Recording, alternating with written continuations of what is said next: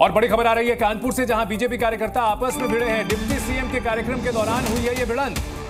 ब्रजेश पाठक से मिलने को लेकर ये झगड़ा हुआ। कार्यकर्ताओं में आपस में धक्का मुक्की हो गई। डॉक्टर्स डे पर कानपुर के काशी राम अस्पताल पहुंचे थे डिप्टी सीएम और इसी दौरान यहां पर जमकर बवाल हो गया और ये वीडियो भी सामने आया। कार्यकर्ताओं में आपस में धक्का मुक्की हो गई। तो कानपुर में डिप्टी सीएम के कार्यक्रम के दौरान बीजेपी कार्यकर्ता भिड़े हैं और ये तस्वीरें आप देख सकते हैं, धक्का मुक्की की तस्वीरें सामने आ रही हैं।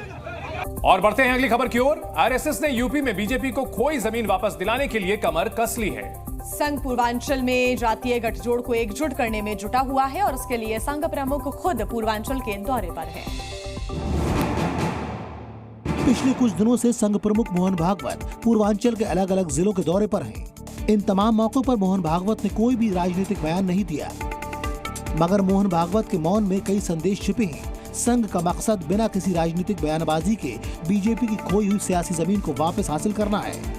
दरअसल लोकसभा चुनाव में बीजेपी को पूर्वांचल में खासा नुकसान हुआ है और अब आरएसएस की कोशिश इसी का डैमेज कंट्रोल करने की है,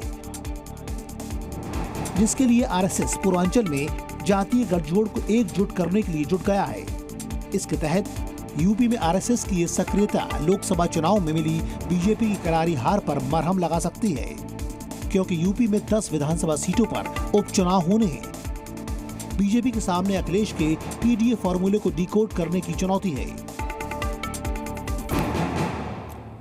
राहुल गांधी के संसद में दिए गए बयान पर देश भर में विरोध प्रदर्शन हो रहे हैं। बीजेपी ने राहुल गांधी पर हिंदुओं के अपमान का आरोप लगाया। इधर वाराणसी में बीजेपी कार्यकर्ता राहुल गांधी का पुतला लेकर सड़क पर उतरे और उनके बयानों का विरोध किया। प्रयागराज में भी राहुल गांधी के पैतृक घर के बाहर बीजेपी नेताओं ने उनका पुतला फूंका। बीजेपी नेताओं ने हिंदुओं पर राहुल के बयान को अमर्यादित बताया। उज्जैन के संत भी राहुल से नाखुश दिखाई दिए।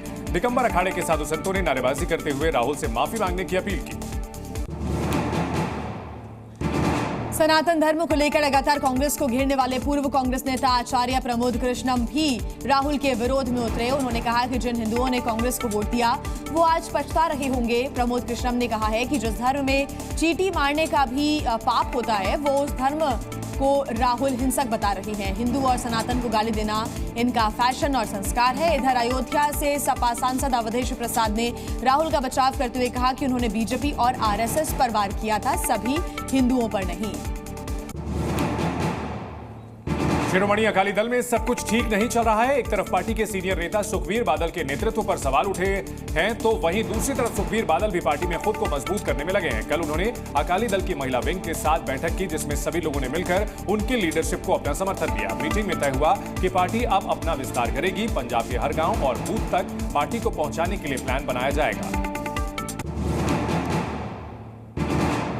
जब सम्राट चौधरी को बिहार का अध्यक्ष बनाया गया था उस वक्त उन्होंने प्रण लिया था कि जब तक नीतीश कुमार को सत्ता से नहीं हटाएंगे तब तक वो अपने सर पर बंधे मुरेठा को नहीं खोलेंगे। लेकिन अब वो दिन करीब है जब सम्राट चौधरी अपना मुरेठा खोलने जा रहे हैं। फिलहाल नीतीश की सरकार में डिप्टी सीएम सम्राट चौधरी अयोध्या में भगवान राम के दर्शन के बाद अपना मुरेठा उतारेंगे और उसको लेकर पटना बीजेपी ऑफिस के बाहर बड़ा सा एक पोस्टर भी लगाया गया है। ग्राम पंचायत के स्तर पर भी कभी कभी ऐसी राजनीति होती है कि उसकी खबर देश के लिए सुर्खियां बन जाती हैं। उत्तराखंड के विकासनगर में ग्राम प्रधान का पद इसलिए उन्हें गंवाना पड़ा क्योंकि उनके 3 बच्चे थे। ग्राम प्रधान सुषमा देवी को जिलाधिकारी के आदेश के बाद पद से हटा दिया गया। नियमों के मुताबिक 2 से ज्यादा बच्चों वाला नेता पंचायत का प्रतिनिधि नहीं बन सकता। ग्राम प्रधान ने 3 बच्चों की बात छिपाई थी, लेकिन पूर्व प्रधान की शिकायत के बाद अब उन्हें इस्तीफा देना पड़ा। जी न्यूज़।